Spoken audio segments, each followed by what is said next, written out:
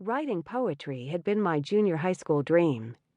In high school, my focus shifted to writing for the theater. At the junior college, I developed my passion for writing. My mind was opening to all sorts of new adventures. My body, too. Something at Pitt unleashed an interest in sports. At 5'2", I even became a member of the women's basketball team, all of whom were 6 to 10 inches taller than I was. They were hard up that year. Junior Pitt was the perfect preface to the lifetime of learning I would pursue. I loved every minute. And then it came to an abrupt end. 6 weeks after the beginning of college, my father died from the results of malaria and intermittent fever he suffered while serving with the U.S. Army in Panama and the Philippines. When he was stricken with heart and lung failure, he tried to get support for his terrible illness from the Veterans Administration. But they rejected his plea, declaring his condition not service-related. Despite this rejection, he loved his army and his country to his last breath.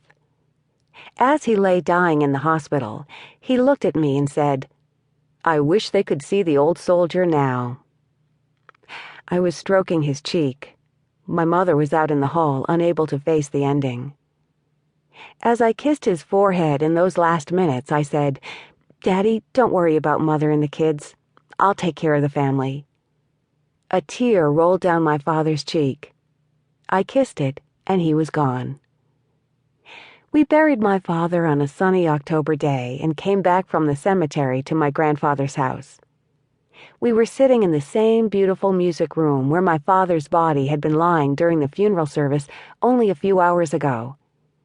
We sat in a small circle, my mother, sister, brother, Mama Wicks and Papa Wicks, our grandparents, Aunt Carrie and Uncle Mike, and Aunt Frances and Uncle Walter from Philadelphia.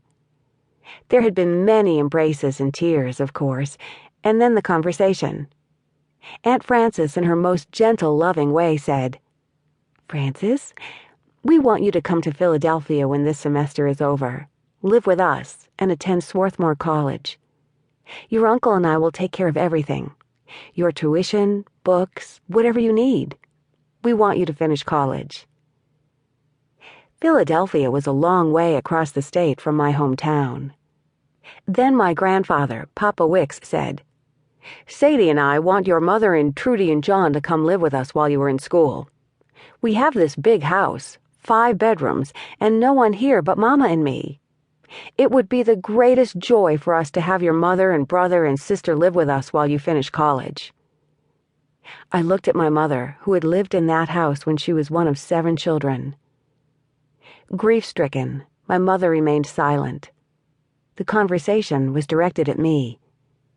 At 17, I was asked to make a decision that would affect our lives forever, as I realized later. I looked at the sun shining through the stained glass windows I had loved as a child, and tried to imagine life without my father. What would happen without him? I thought of my promise to him as he lay dying. I said, "I think my father would want us to stay together. I'll finish this semester and in January find a job and take college classes at night." And I went on to describe the future with such feeling that my whole family supported me. There were tears. My Philadelphia aunt and uncle were disappointed but loving in their acceptance of my decision, as were my grandparents. No one argued.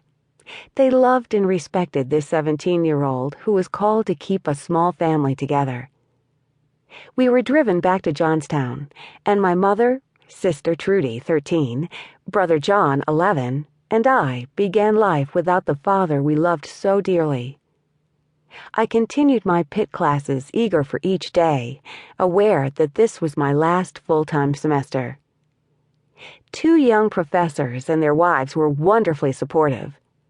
The professors, Dr. Doran Tharp, English, and Dr. Nathan Shappy, History, watched over me, even arranged for me to audit some graduate evening courses. Taking a few classes, auditing others, and reading and writing, the adventure in learning was measured not by credits, but by substance. This was a rich, generous learning experience that would serve me well on the path ahead. Even after earning many credits.